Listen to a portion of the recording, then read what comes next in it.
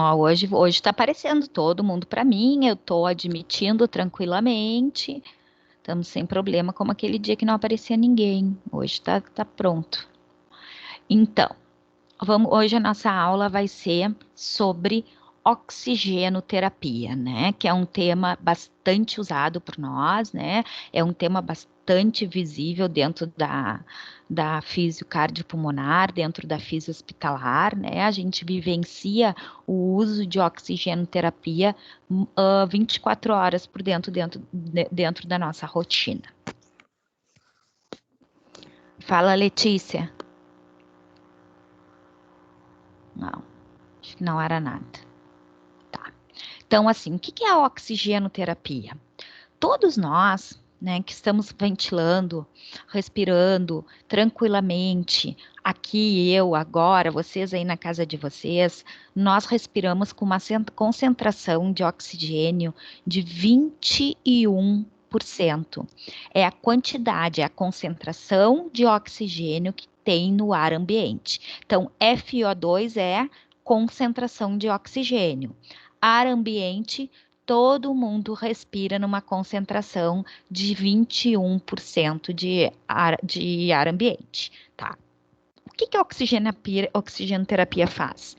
Ela administra oxigênio como uma forma terapêutica, né? Vamos falar grosseiramente, como uma forma medicamentosa, né? A oxigenoterapia, ela não deixa de ser um instrumento medicamentoso. Quando a gente administra para o meu paciente a oxigenoterapia, a gente sempre vai pensar que nós vamos dar para esse meu paciente uma concentração de oxigênio maior do que 21%. 21% nós já temos. Então, nós vamos administrar oxigênio para esse meu paciente de uma forma terapêutica acima de 21% de concentração de O2. Para quê? Para corrigir e atenuar a deficiência de oxigênio que aquele meu paciente está apresentando naquele momento por alguma determinada patologia, alguma determinada variável dentro da patologia dele, ok? Então, resumindo, oxigenoterapia é administrar, é dar oxigênio para o meu paciente de uma forma terapêutica, acima de 21% de concentração, que é a que nós encontramos na atmosfera ambiental, com o objetivo de corrigir e atenuar a deficiência de oxigênio que pode estar sendo ocasionada pela patologia que ele vem apresentando, ok? Então, quais são os objetivos da minha oxigenoterapia? Quando que eu vou pensar em dar oxigenoterapia? Em que eu tenho que pensar, né? Primeira coisa que eu tenho que pensar é corrigir e reduzir os sintomas relacionados à hipoxemia e melhorar a difusão do meu de O2, né? Lembrem lá nas minhas primeiras aulas, quando eu falei em difusão membrana alvéolo capilar, onde há a troca do O2 e do CO2. Então, esse é um dos objetivos da oxigenoterapia, é melhorar essa hipoxemia, melhorar a difusão, melhorar a oferta de O2 que nós vamos dar para o meu paciente, né, para reduzir, corrigir a hipoxemia em si, tá? Melhorar a oxigenação tissular de pacientes com dificuldades de transporte de O2. O transporte de O2, na grande maioria, ele é feito através da hemoglobina, tá? Então, quando a gente dá para o meu paciente a oxigenoterapia, eu vou fazer uma melhora da oxigenação tissular, né? Isso vai promover uma melhora do meu transporte. Facilitar a absorção de ar das cavidades orgânicas, né? Que é um objetivo bem claro da minha oxigenoterapia. A minha oxigenoterapia, ela consegue minimizar a carga de trabalho cardiopulmonar, manter a pressão de O2 entre 80% e 100%, né, que é a minha pressão de O2 adequada, para nós não termos problemas de pressão de O2, e manter a minha saturação de O2 entre 90% e 100%. Então, aí estão todos os objetivos, né?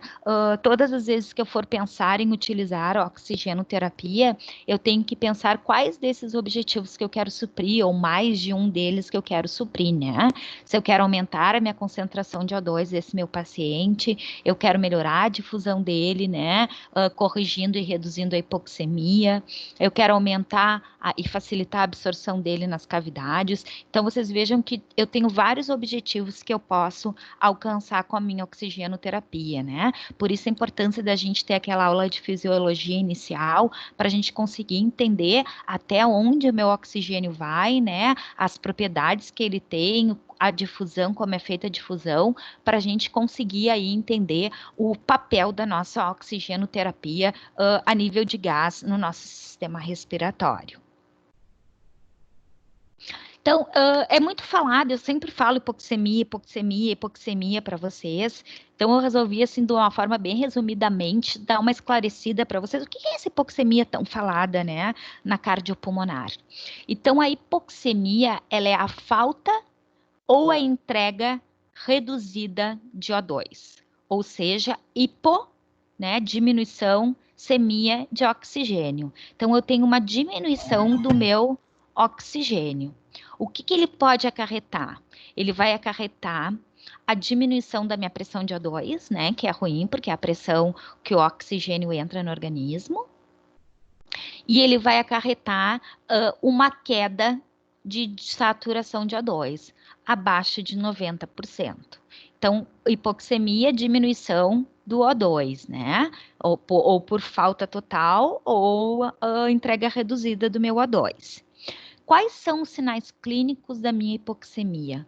Quando eu posso dizer se meu paciente está hipoxêmico, né? Eu vou lá, vou ver a saturação dele, realmente ele vai estar com uma saturação reduzida e ele vai ser um paciente que ele vai estar agitado, tá? A hipoxemia causa agitação, aquele paciente que não para, tá?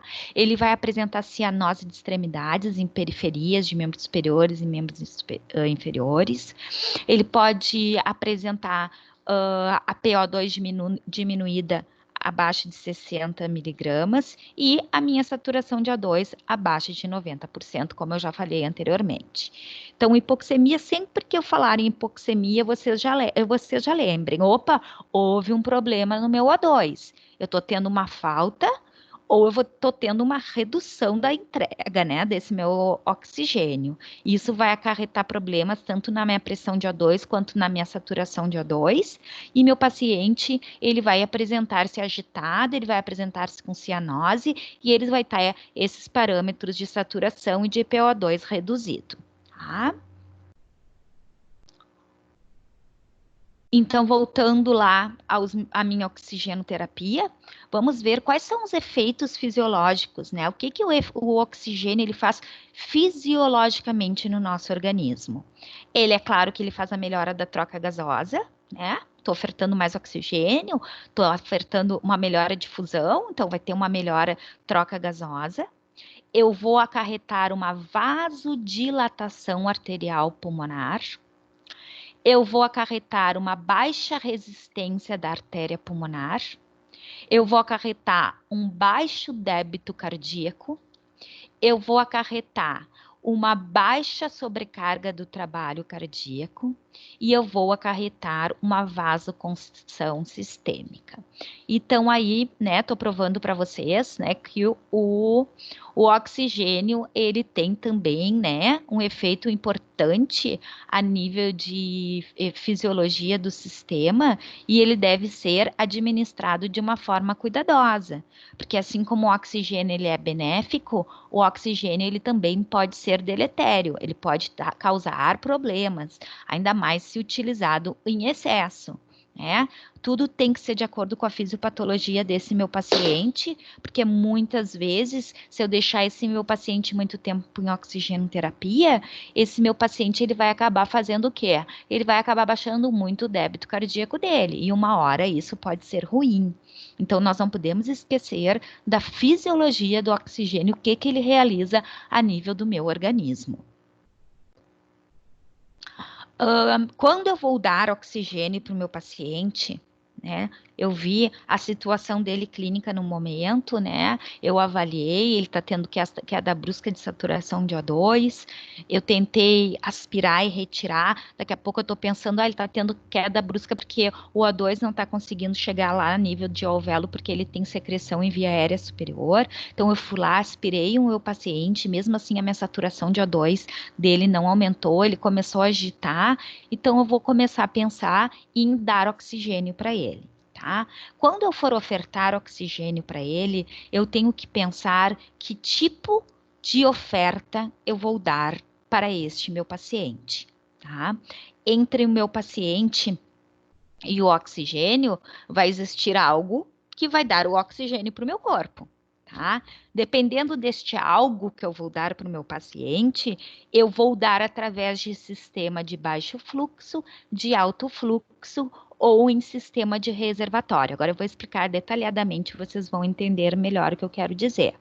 O que eu quero dizer é que cada vez que eu for pensar em administrar O2 para o meu paciente, eu tenho que prever quantos litros de O2 eu vou querer administrar naquele meu paciente para me indicar a forma correta de administração de O2. O que eu vou dar para ele? Eu vou dar em forma de catéter? Eu vou dar para ele em forma de máscara? Aí passa a ter a diferenciação dos sistemas de fluxo. Vou explicar agora bem tranquilo para vocês. O que é o sistema de baixo fluxo? O sistema de baixo fluxo, ele é passado para o meu paciente através de catéter nasal, de cânula nasal, de catéter transtraqueal e de máscara facial simples. Já vou colocar para vocês o que é cada uma delas. O fluxo de O2 é menor do que a demanda do paciente, né? Eu consigo passar pouco fluxo para esse meu paciente. Há uma diluição do gás inspirado e eu ofereço uma concentração de O2 baixa e variável. E explicando cada um deles. Antes de explicar, eu vou explicar e vou falar para vocês da concentração de O2. FiO2 é concentração de O2. Quando a gente oferta oxigênio para o meu paciente através do fluxômetro, que é o aparelhinho que vai lá, a bolinha vai me dizer quantos litros de oxigênio eu estou dando para esse meu paciente, eu oferto sempre em litros por minuto, tá? Eu vou dar para o meu paciente em litros por minuto, mas eu tenho que pensar que cada litro por minuto ele oferta uma concentração de O2. Lembrem que a minha concentração de O2 em ar ambiente é 21%, ela é concentração de O2, ela não é litro por minuto, ok? Porém, quando eu for transformar para dar para o meu paciente, eu vou dar em litro por minutos. Cada litro por minuto é relativo a uma concentração de O2, ok? Então, quando eu for ofertar para o meu paciente 1 litro por minuto, eu vou estar ofertando para ele 24% de concentração de O2. Quando eu for ofertar 2 litros por minuto, eu vou estar ofertando 28% de concentração de O2. E assim sucessivamente até 6 litros por minuto. Vocês podem ver que a FiO2 ela vai aumentando de 4 em 4%, tá? Então, sempre que eu pensar em oferta em fluxo de O2, eu vou ofertar em litro por minuto. Isso é que eu vou dar para o meu paciente. Mas eu não posso esquecer na minha cabeça de fazer essa troca por quanto que eu estou dando de FiO2 para o meu paciente. 1 a 6 litros é o que eu vou conseguir ofertar no meu sistema de baixo fluxo. Então, eu vou conseguir ofertar 24 a 44% de FiO2 no meu paciente, de 1 a 6 litros de oxigênio para o meu paciente. Só um pouquinho, gente, que eu vou ver aqui no meu telefone, que às vezes é alguém pedindo que não conseguiu entrar, alguma coisa assim. Não, tá bem. Então, exemplificando aí para vocês Quais são os sistemas de baixo fluxo de oxigenoterapia? Quando eu quiser ofertar para o meu paciente, só um pouquinho. Quando eu quiser ofertar para o meu paciente de 1 litro até 6 litros de O2, eu vou ofertar através do sistema de baixo fluxo. O sistema de baixo fluxo que eu estou falando agora no momento é a cânula nasal, é o catéter nasal, cânula nasal também chamada como catéter nasal, tá? Ele requer uma concentração média ou baixa de oxigênio. Ele é relativamente simples, né? Eu só vou introduzir esses dentinhos que vocês podem ver ali no desenho dentro do narizinho do meu paciente, tá? O meu paciente consegue se alimentar, ele consegue falar, sem precisar retirar o O2 em nenhum minuto. Então, quando eu colocar esse catéter, essa cânula no meu paciente, eu só vou eleger, de acordo com a patologia dele, o quanto de oxigênio eu vou querer. Quanto menor os litros de oxigênio eu conseguir deixar o meu paciente, melhor por todos os efeitos fisiológicos que a gente já viu que ele faz no organismo do meu paciente. Então, eu vou lá, introduzo uma cânula nasal nele. Primeiro, eu vou tentar lá com 2 litrinhos de O2 e vou ver quanto que a saturação do meu paciente se manteve. A gente deve querer que ela se mantenha sempre acima de 89, 90% em adulto, né? Então, se eu conseguir isso com 2 litrinhos, eu mantenho ali. Se não, eu posso chegar até 4, 6, independente, vai dependendo da necessidade desse meu paciente em manter uma saturação de O2 adequada, tá? Quais são as vantagens desse meu paciente, né, com o catéter nasal? Conforto e comodidade, não, ele não atrapalha para ele realizar nada, tá? Nenhum problema para ele realizar as atividades dele, ele não é muito incômodo, tá? A economia, porque ele não necessita ser removido, não é aquele tipo de catéter que cada vez que eu tiro eu tenho que colocar um novo, tá? E a facilidade de manter ele na posição, de manter ele dentro do narizinho do paciente. Existem um outro tipo de catéter nasal, que é bastante usado em neonatologia e em pediatria, que não tem aquele componente verdinho onde tem os dentes, tá? E existem apenas 2 furinhos ali no tubinho. E aí a gente coloca no meu paciente pediátrico para evitar os dentes. Só que ele é super ruim, tá? Porque vocês imaginem aquela partezinha verde, só o fiozinho aquele, com 2 furinhos. Aí no momento em que meu paciente se mexe, aqueles furinhos vão para baixo, aqueles furinhos se mexem, e tem horas que tu vai ver que teu paciente não está recebendo oxigenoterapia nenhuma, tá? Mas é usado ainda. Qual é a desvantagem, né, dele? Que a gente não pode utilizá-lo em pacientes que têm alguma história de obstrução nasal, né? Um dos exemplos é desvio de septo, né? Quando meu paciente tem desvio de septo, não adianta a gente colocá-lo. A concentração de O2 inspirada é desconhecida. E de pouca aceitação para crianças pequenas. Como eu disse, as crianças não aceitam muito os dentinhos. E ele não permite a nebulização. No momento em que eu nebulizar, o correto é que eu faça a retirada dele, né? Para minha via receber todo a medicação ou o soro fisiológico necessário para esse catéter ele não fazer ali uma interrupção da entrada da minha nebulização.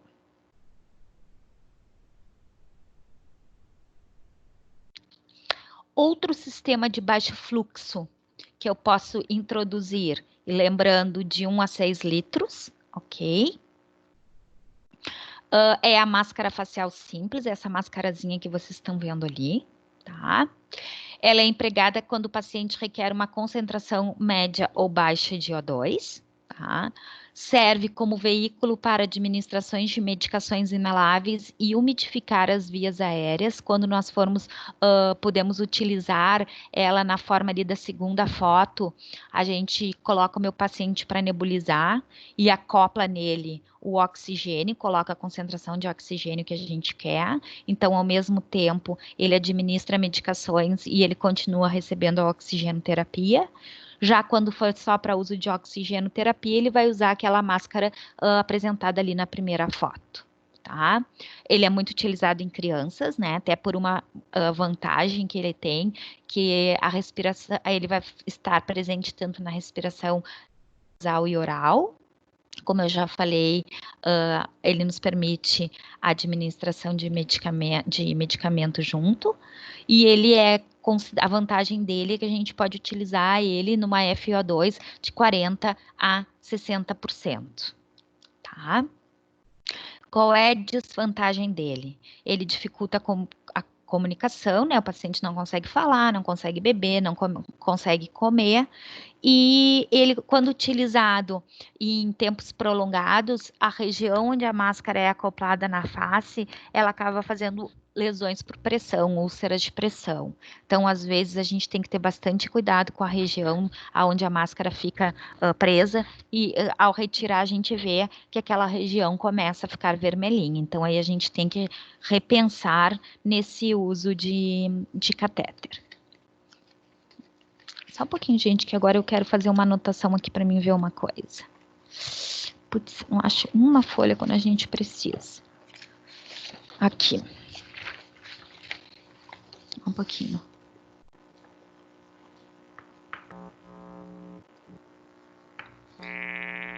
Opa.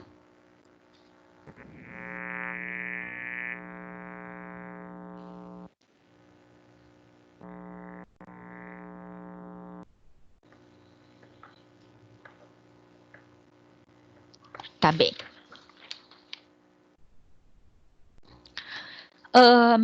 Outra maneira da gente ofertar é através do sistema de baixo fluxo com o nome de catéter nasofaríngeo, tá? É este catéterzinho aqui, tá? Ele é parecido com o da aspiração, muitas vezes é utilizado a sonda de aspiração, mas também existe o catéter, né? Vocês podem ver que lá na pontinha ele tem alguns furinhos, tá? Que é onde entra o O2, tá? Ele é um catéter um pouquinho mais invasivo, tá? Vocês podem ver ali na figura que ele entra, né? O catéter ele deve ficar posicionado lá atrás da minha úvula, tá? Ele é um catéter chato, os pacientes normalmente eles reclamam bastante, mas ele tem uma das vantagens dele é que a gente não perde nada de O2, porque ele está realmente introduzido, então a perda de oxigênio é quase nada, tá? Quando eu for colocar esse catéter no meu paciente, eu tenho que pegar, eu abro o catéter, tá? Eu ponho na ponta do nariz até o lobo da orelha e eu vejo, estico o catéter, tá? E esta região que fica esticada é toda a região que vai entrar para dentro do nariz do meu paciente. Como eu disse para vocês, uma das desvantagens dele é que os pacientes relatam bastante desconforto, tá? Eu já falei da medição para vocês. Muitas vezes, quando a gente introduz esse catéter no paciente, ele relata náuseas, porque ele dá uma certa induzida no reflexo de vômito, tá? As narinas têm que ser alteradas. Assim que possível, a gente deve trocar de 8 em 8 horas de uma narina para outra para não ocorrer lesão, não ocorrer ressecamento. Mas ele é um catéter bem eficiente e bem bom de ser utilizado. Ainda falando de catéter de baixo fluxo, nós temos o catéter do tubo orotraqueal ou do traqueostomo, tá? Que é o catéter que ele é introduzido dentro do meu tubo orotraqueal ou no meu traqueostomo. O que é o traqueostomo? Tá aí na figura para vocês. É o buraco da traqueostomia. Tá? Muitas vezes meu paciente ele é retirado da ventilação mecânica e é introduzido o catéter para que esse meu paciente fique recebendo apenas oxigenoterapia, sem pressão, sem nada, tá? Então, a vantagem dele é que também nós temos um melhor aproveitamento de O2, ele tem um maior reservatório anatômico que aumenta a FO2 e diminui o gasto com o gás. A desvantagem é que no momento em que eu coloco o meu catéter ali direto na minha via, eu faço um ressecamento das secreções presentes ali. Então, eu tenho que ter muito cuidado, eu tenho que umidificar, mas sempre lembrando que eu estou direto em via aérea. Então, quando eu for destilar alguma aguinha ali, tem que ser muito cuidadosamente, porque é um procedimento invasivo. Eu tenho que cuidar para não colocar muita água, né? É um catéter que também ele tem um alto índice de infecção, porque não se esqueçam que eu estou direto ali em via respiratória, então esse catéter, mais do que os outros, ele acomete um alto índice de infecção no meu paciente. Agora nós vamos passar para o sistema de alto fluxo. Eu forneço O2 em fluxos iguais ou superiores ao fluxo inspirado máximo do meu paciente. Tá? Utiliza orifícios de tamanho diferente com fluxos de O2 variáveis para ajustes de FO2. Então, um dos sistemas de alto fluxo bastante utilizado é o sistema de Venturi, chamado de máscara de Venturi. Tá? Ele é composto pela máscara e vou mostrar depois ele montado para vocês, tá? Ele constitui o método mais seguro e exato para a liberação de concentração necessária de oxigênio, sem considerar a profundidade ou a frequência respiratória da respiração. É claro, né? No momento que eu acoplo a máscara, eu não preciso ter esses tipos de preocupação. Aqui eu tô com a minha máscara de Venturi montada. Vocês podem ver que ela tem biquinhos de cor diferente, tá? Cada biquinho, a cor, o azul, ele dá 3 litros por minuto de O2, concentração de 24. Aí lá na rósea, ele me dá 15 litros de O2, 40%. Então, vocês vejam assim. Ah, Kika, mas tu não me disse que ele é um sistema de alto fluxo? Sim, ele é um sistema de alto fluxo, porque no sistema de baixo fluxo eu só consigo ir até o amarelo, lembram? Eu só consigo ir até 6 litros. Então, eu tenho que considerar que às vezes eu preciso, é melhor para o meu paciente receber a máscara do que um outro catéter.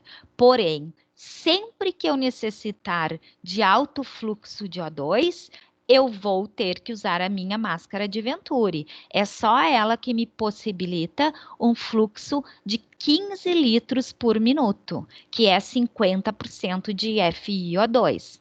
Então, eu preciso lembrar que posso gerar baixo fluxo? Posso, mas ela é conhecida como uma geradora de alto fluxo, porque eu consigo chegar a 15 litros de oxigênio por minuto, ok? Oi? Ali quando tu passou primeiro a porcentagem de FiO2 lá no início, falava que 6 litros era 44% de FiO2. Eu não entendi a diferença, porque agora 6 litros é 28. É porque lá é o sistema de baixo fluxo, muda. Por Muda a isso que porcentagem, então. muda a porcentagem, tá? Aqui eu só trago para vocês terem uma ideia, né?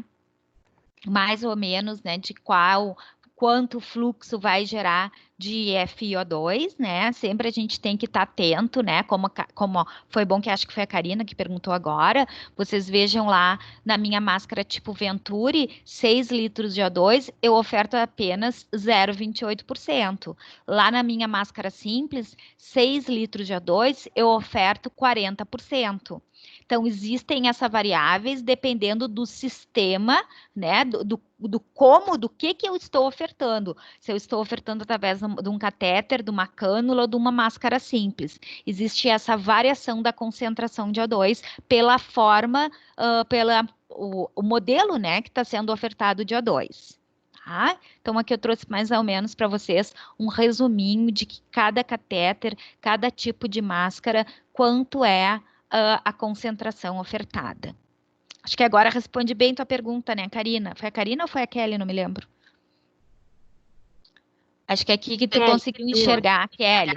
Aqui tu conseguiu enxergar a diferença bem entre cada sistema, né? Sim, obrigada. Tá bom. Além disso, nós temos sistemas com reservatório, tá? Quais são esses sistemas com reservatório? O que são esses sistemas com reservatório? São essas máscaras que vêm com uma bolsa acoplada, tá? É uma máscara simples, acoplada com um reservatório. Por isso que ele se chama um sistema de reservatório. O corpo da máscara coleta e armazena oxigênio entre as inspirações do paciente. Ele tem uma variação de fluxo de 5 a 12 litros por minuto. Ele fornece, é claro, né, uma FO2 variável, dependendo do fluxo da entrada, do coletor da máscara e do padrão ventilatório do meu paciente. Vamos falando melhor, peraí.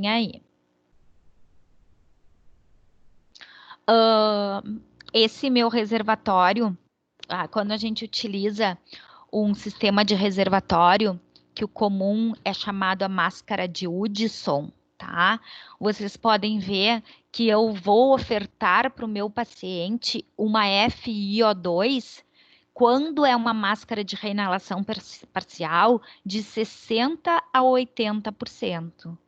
Quando é uma máscara de não reinalação, eu vou ofertar uma FiO2 de 90%. Então, lá, a minha máscara de Venturi, eu só consegui ofertar até 50% de FiO2, lembram? Eu só conseguia ofertar 15 litros de O2. Aqui, já nesse meu sistema de reservatório, nessa minha máscara de Hudson, eu faço ofertas maiores de FiO2. Então, se eu for pensar a nível de gravidade, eu sempre vou optar primeiro. Quando meu paciente estiver melhor, eu vou ofertar para ele baixo fluxo. Depois eu vou aumentar para tentar ofertar um alto fluxo na minha máscara lá de Venturi. Depois, por fim, eu vou, se não conseguir, né, arrumar a hipoxemia dele, aí sim eu vou ofertar para um sistema de reservatório uma máscara de Hudson, onde eu tenho uma oferta muito maior de FiO2, tá? Então, essa minha máscara é considerada a máscara de Hudson com reservatório de O2. Ela existe uma diferença se ela é uma máscara de reinalação parcial. Se ela é uma máscara de reinalação parcial, que é a que vocês estão vendo aqui no na minha primeira foto, ou se ela é uma máscara de não reinalação. Qual é a diferença dela? A máscara de não reinalação, ela tem uma válvula anti-retorno, né? O ar não retorna. Vocês podem ver que é diferente a bolinha ali da minha máscara de não reinalação, ela é diferente, não há um retorno do ar. E ela é a que oferta mais ela é a que oferta mais FiO2. Eu não tenho uma reinalação do CO2 expirado. Já na minha máscara de reinalação parcial, como vocês podem ver ali na bolinha da máscara, ela tem o quê? Ela tem uma válvula anti-retorno. Desculpa, ela é sem válvula anti-retorno. Ela faz uma reinalação parcial de CO2 expirado no reservatório. Né? Então, a gente já viu que o paciente inspira ali, né? Então, se a minha máscara é de reinalação parcial, ela reinala CO2. Se ela é uma máscara de não reinalação, ela não reinala esse CO2. A diferença está ali naquelas bolinhas das máscaras. Se eu quiser ofertar uma FiO2 maior, eu vou direto na minha máscara de não reinalação. Se eu quiser ofertar uma FiO2 menor, de 60% a 80%, eu vou na minha máscara de reinalação parcial. Então, eu tenho que ter cuidado, qualquer uma das duas é acoplada ao meu reservatório. Eu tenho que ter cuidado qual a máscara que eu vou acoplar ao meu reservatório, em função de qual a FiO2 que eu estou querendo ofertar para esse meu paciente, tá? Então, famosa máscara de Hudson. Sistemas de cercadas, tá? Que é um outro sistema que é utilizado. Professora, Oi? eu tenho uma pergunta ali. Quem Na é? realidade, é Itatiane. Fale. Na realidade, então, as duas são máscaras de Hudson, só que elas têm só aquela diferença ali. Isso aí. A diferença ali da reinalação. Tá, entendi. Era. O que é considerado a máscara de Hudson é porque ela vem com reservatório. Sim, Aí, a partir dali, eu vou, dependendo da oferta de FO2 que eu vou querer, vai haver essa diferença, né? E dependendo do hospital, se ele tem essas duas máscaras diferenciadas, né? Porque é muito o que a gente vê no hospital, na realidade, na realidade, a gente acaba muito vendo a máscara de não reinalação, que é a que de oferta direta 90%, tá? Mas existe essa outra quando a oferta é um pouco menor. Mas é a máscara de Hudson. tá bem. Tatiane, é tu que trabalha, tô te reconhecendo pela tua voz, é tu que trabalha em materiais, não é? Sim, Tu vou já dar uma deve ter, olhada amanhã até para ver. não, e tu já deve ter visto bastante dessas máscaras passarem lá por ti, não? Sim. Então tá. Muito Então, obrigada. assim, né? De nada. Então, assim, ó, outro sistema de oferta de O2 são os sistemas de capacetes ou halos ou os sistemas de incubadora, tá? Capacete ou halos. Ele cobre toda a cabeça do meu paciente até o pescoço, tá? Então, toda a cabeça do meu paciente fica coberto por um capacete. Eu vou mostrar para vocês agora. O oxigênio, ele é liberado pelo nebulizador. O que eu quero dizer que ele é liberado pelo nebulizador? Quando aqui nessa foto onde está o bebezinho ali num capacete, vocês podem ver que lá atrás tem um tubo corrugado, tá? Ele vem do fluxômetro, então ele é liberado o ar ali pela essa mesma entrada, tá? A quantidade de fluxo de O2 que eu vou liberar para o meu paciente depende do tamanho do capacete, tá? Ou da cercada. Cada um deles vem anotado ali. Esse oferta tanto de FO2, esse oferta tanto de FO2 e esse oferta tanto de FO2. Então, a gente, quando for colocar o meu paciente num capacete ou numa cercada, eu vou ver dentro do tamanho dele qual é a oferta de FO2 que esse meu paciente vai receber. Tá? Então, por isso que ele não tem uma classificação de baixo, alto, tarará, fluxo, porque ele determina o fluxo exato, tem baixo, tem alto fluxo. Quando que a gente utiliza eles, né? Eles são muito usados em criança. As crianças que acabam não aceitando muito os catéteres, as máscaras, eles acabam indo para esses capacetes ou halos. O grande problema que eu vejo neles, como vocês podem ver ali na foto, a cabecinha, o pescocinho da minha criança fica ali. Dependendo do tamanho da minha criança, mesmo assim, há um vazamento de oxigênio, né? Sai oxigênio por ali. Então, às vezes, isso a gente precisa botar uma concentração maior de FO2 no meu paciente para ele absorver pelo menos o que eu considero adequado. As incubadoras, quando eu falei da aula de contextualização em UTI para vocês, eu me lembro de ter falado isso, né? As incubadoras, elas também servem como sistema de oxigenoterapia. Como assim?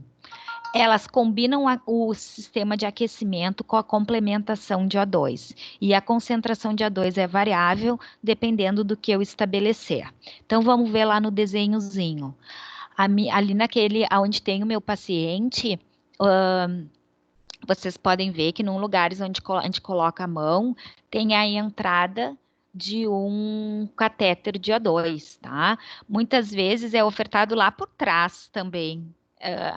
E meu paciente, ele recebe, para ele não precisar receber catéter, nem sistema de cercados, nem máscara, ele recebe a quantidade de O2 ofertada dentro da incubadora. E o médico vai eleger quantos litros de oxigênio, quanto ele quer de concentração de O2, e ele vai colocar direto.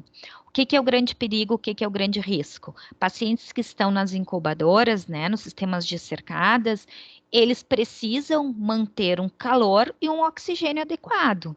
Porém, a gente passa o tempo inteiro manuseando esse paciente. A gente precisa fazer físio, a gente precisa aspirar, a equipe de enfermagem precisa abrir, trocar a fralda, dar leite, etc. e tal. Então, isso é um risco, né? É uma perda de oxigenoterapia. Mas mesmo assim, às vezes é visto, né, que é a melhor maneira de introduzir oxigenoterapia, é o menor sofrimento para o paciente naquele momento. Então, o que eu tenho que ter cuidado é sempre fazer essa abertura o mais rápido possível, estar consciente de que ele pode estar tendo perda de oxigênio, estar atento, então, né, ao meu monitor cardíaco para ver se os sinais vitais, se a saturação de oxigênio dele não está diminuindo. Então, cuidado. Quando vocês forem atender esse paciente, deem uma verificada quando ele está em incubadora, se ele não está recebendo oxigenoterapia através dela também, tá? Então, como eu falei para vocês, o oxigênio... Ai, eu vou ter que ir no banheiro, gente, só um pouquinho. Obrigada por também me dar aprendizado.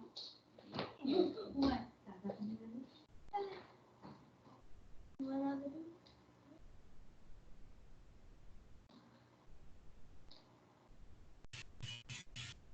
Ela falou quando é a prova? Dia 23.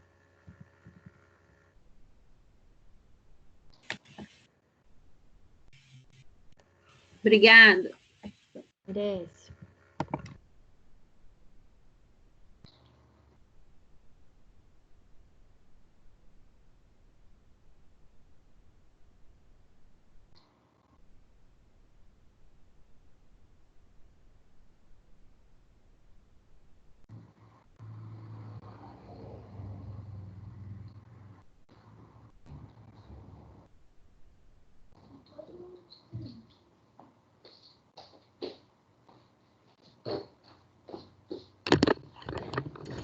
Ai, desculpem, gente, mas eu gosto de tomar meu chimarrãozinho às 5 horas da tarde e eu faço bastante xixi antes de vir para aula e não adianta. Eu já tava assim, ó.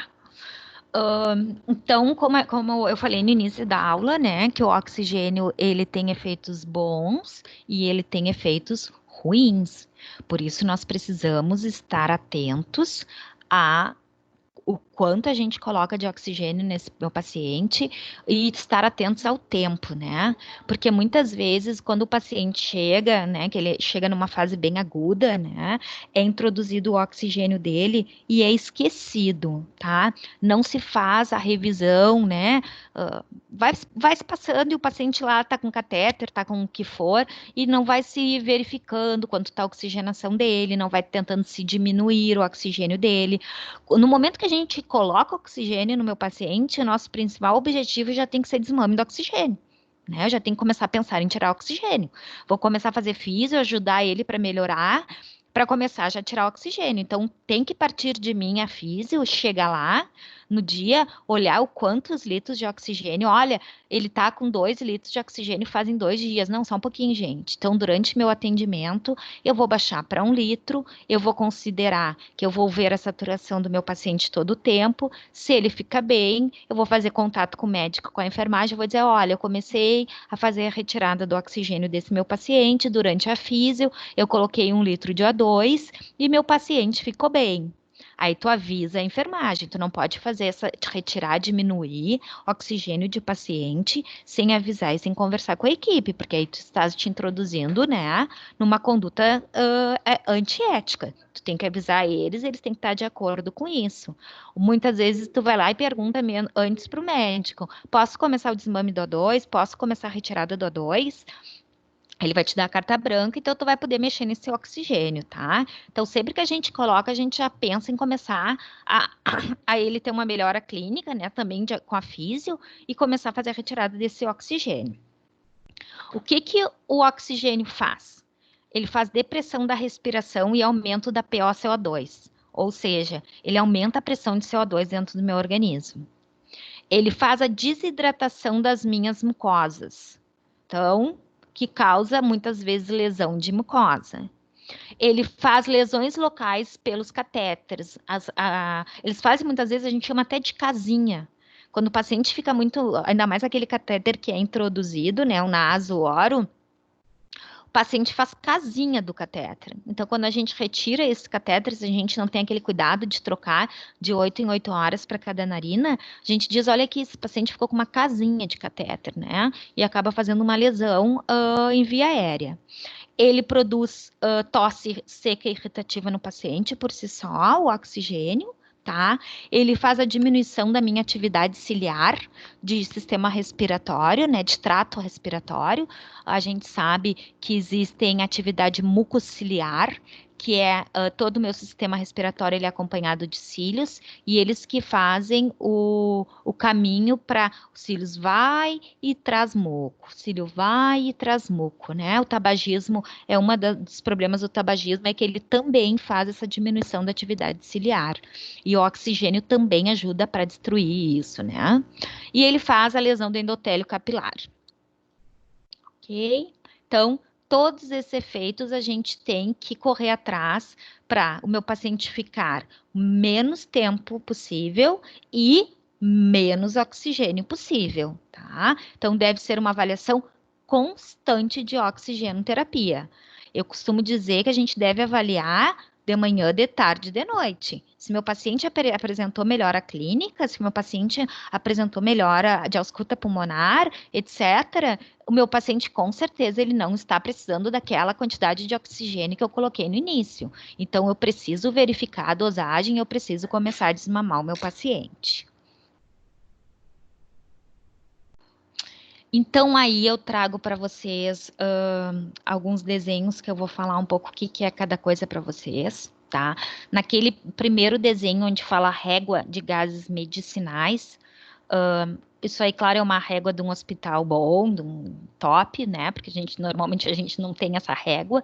Não, nós temos tudo isso, só não temos a régua. O que eu quero dizer é que nós vamos ter as tomadinhas, nós vamos ter ali as entradas de gases, tudo normal, tá?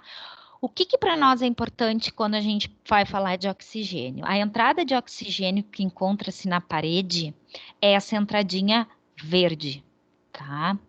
Vamos passar lá para outra foto. Ali embaixo vocês enxergam que tem um vidro, um outro aparelhinho e mais 2 outros aparelhinhos, né?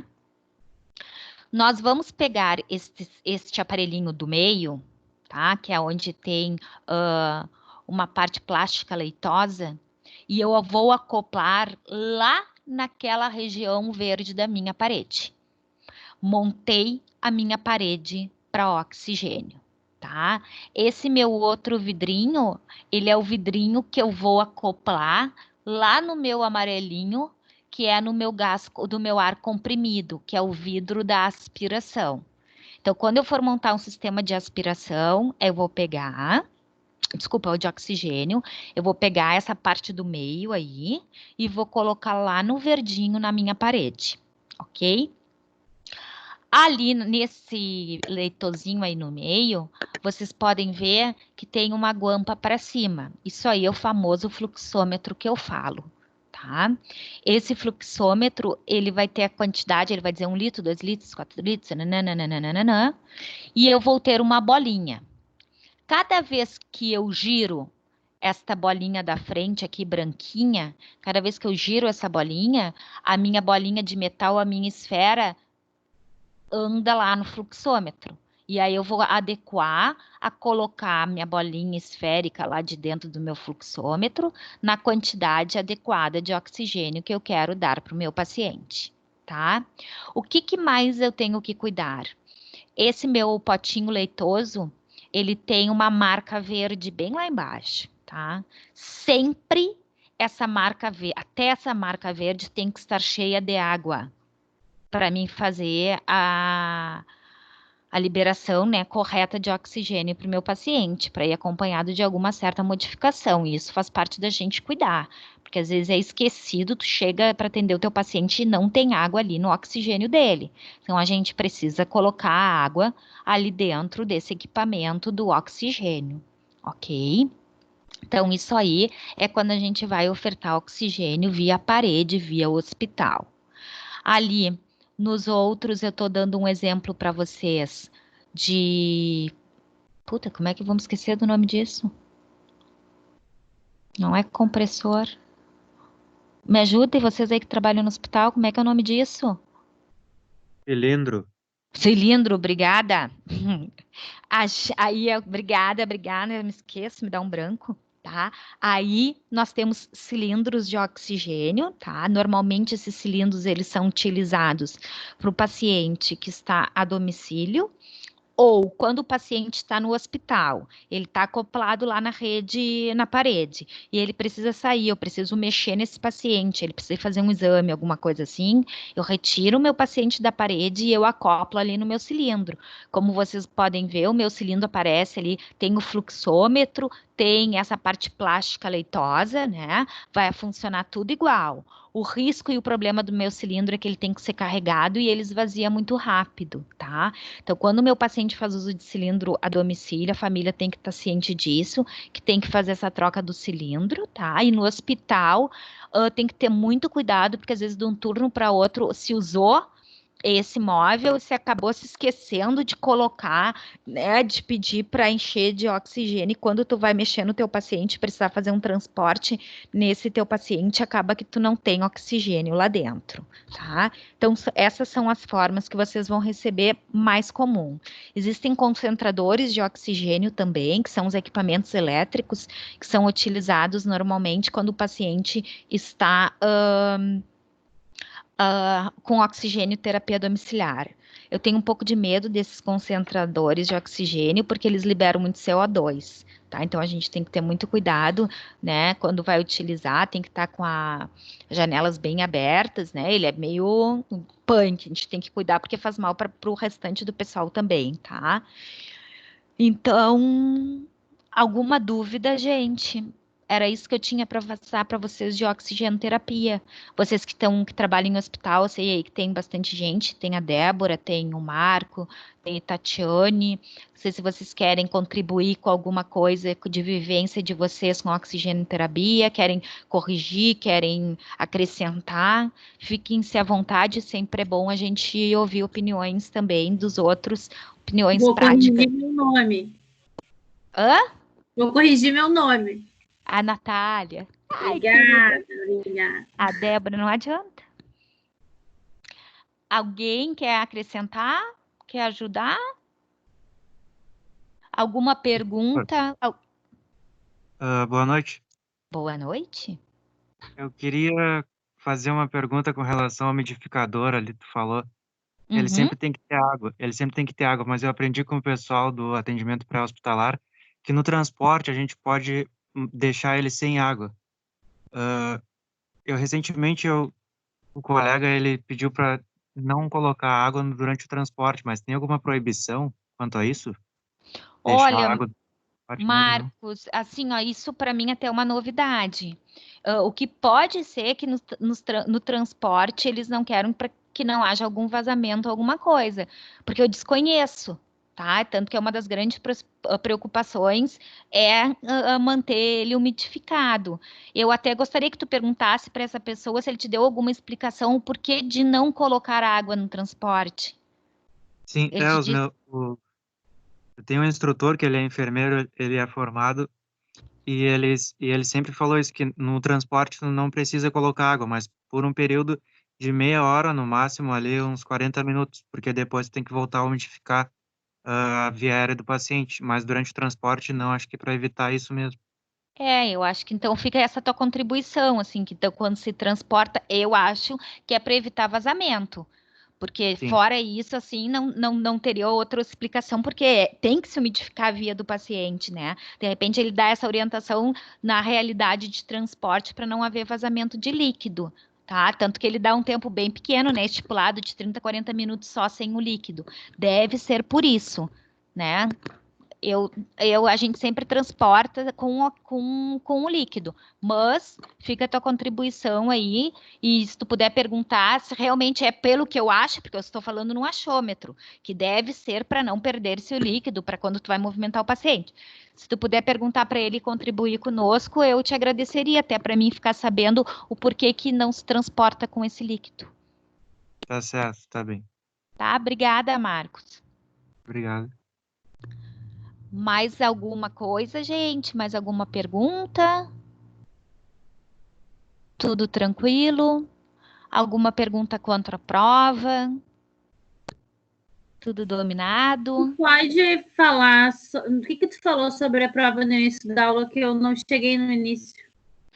A prova de vocês será na semana que vem, tá? Ela é aplicada no horário da aula de vocês, né? Vocês vão entrar através do AVA, vocês entram no AVA, e lá na unidade 1, na seção 1, vocês vão ter escrito prova. Vocês vão abrir, vão estar as questões disponíveis para vocês fazerem. Vocês vão ter 2 horas para executar a prova, tá? A prova vai estar super fácil, tá? São bem pouquinhas questões, vão ser super compatíveis com o momento, com o que a gente está vivendo agora, para ninguém se estressar mais do que o momento já está fazendo a gente ficar, tá? O que mais tu quer saber? Até a aula de hoje. Isso, o material é até a aula de hoje. Tá, obrigada. Nada. Professora, Mais alguma? Oi? eu queria perguntar de novo. Ali é um látex, né, que é acoplado ali no cilindro? No cilindro. Ou no umidificador? Não. No umidificador é um látex e depois se acopla o catéter. O látex é o que faz para te ter espaço, assim, né? E aí depois tu coloca o catéter no látex. Tá. E durante o período de internação do paciente, ele tem que ser higienizado? Ou como é que funciona esse látex? Te devo, Tatiane. Não sei, até não sei se a Natália pode nos responder, porque isso aí é mais conduta de enfermagem. Se precisa, se tem várias coisas que tem tempo para ser trocado, né? Vários materiais, né? Até hoje em dia os acessos, eles não podem passar mais do que 3 dias. Se o paciente passar mais de 3 dias de acesso, tem que trocar o acesso. Agora, eu não sei se esse látex, ele tem tempo para ser trocado, tu sabe, Natália? Na verdade, lá, tipo, na UTI, por exemplo, cada internação do paciente, o látex é o mesmo. Eu acho que sim. Nos passou, acho que 24 horas ou 12 horas. Que teve lá na cadeira de hospitalar, a senhora nos passou que ele teria um prazo, que nem máscaras, que nem a nebulização, toda aquela função. Para ser higienizado. Tipo, vai para o CME, e aí lá é higienizado e mandam outro. Mas tipo, se o paciente ficar 1 mês internado, é o mesmo látex 1 mês. Pois é isso, Tatiane, a realidade é essa, o látex não é trocado, mas ele deve ser higienizado. Tá? Porque no transporte a gente vai usar o látex do paciente, né? De cada paciente. Tira lá da parede e se coloca nesse cilindro. Sim. Por favor. O que foi, Natália? Fiquei pensando, mas é verdade, fica muito tempo, né? Mas fazer o quê? É verdade. É verdade. Alguma pergunta a mais, gente? Alguma dúvida a mais? Então, só uma beijo. Colocação, professora. Oi. Com relação ao látex, aí surgiu a dúvida no pessoal. A gente faz a higiene dele, manda para o CME para esterilizar, no caso. Mas sempre que ele entra em contato, no caso o físio, o enfermeiro, o técnico, todo mundo tem contato com a ponta ali. A gente evita o contato desse látex com a superfície. A gente sempre protege para que ele não entre em contato com a cama, com a parede. A gente sempre protege aquela parte ali onde vai conectado o catéter. Se a gente contaminou ele, a gente imediatamente retira ele e coloca um novo. Ele tem que ser Uhum. estéril para o paciente, até porque a gente está falando em via aérea. É isso aí. Sim, EBSER, né? EBSER, obrigada, com licença, tchau. Não, isso aí. Até quando a gente vai, porque esse látex ele também existe quando a gente vai aspirar, né? Ali naquele vidro também é conectado um látex e depois a sonda de aspiração. Então, quando a gente aspira, que a gente precisa tirar a sonda de aspiração logo após o procedimento, né? A gente faz a proteção dessa ponta de látex. Muitas vezes a gente pega uma gases, passa no látex e passa uma fita, né?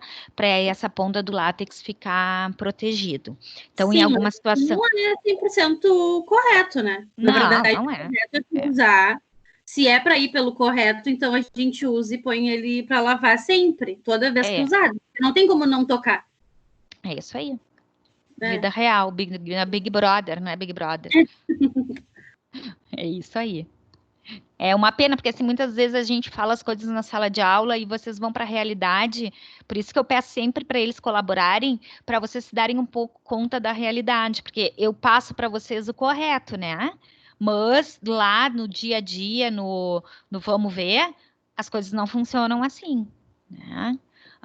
O látex é reaproveitado, a gente deixa lá pendurado na parede esperando a próxima aspiração, etc e tal. O do oxigênio, ele é menos manuseado, né? Porque a gente só vai retirar o paciente do oxigênio se a gente for levar ele para algum transporte, para algum exame. Senão, a gente não manuseia muito aquele látex de retirar o catéter, né? Só para trocar o catéter quando for necessário.